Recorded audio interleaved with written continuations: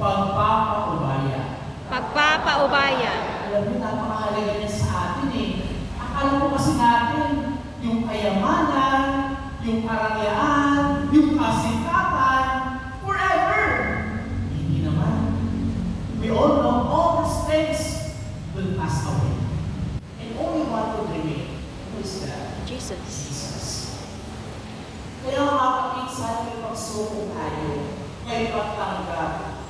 Sabi ko rin sa sarili ko, narito ako para gamitin ng Diyos. It is not about me. It is always about Jesus.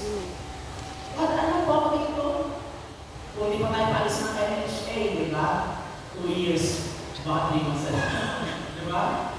Kaya sa akin, sa lahat sa Panginoon, mga bagay dito, at tulad ni Maria, sinabi sa ating gospel, she kept all these things in her heart. Pinag-ulay-ulayan niya, pinag-ulay-ulayan niya. Puso magpapakumbaba, puso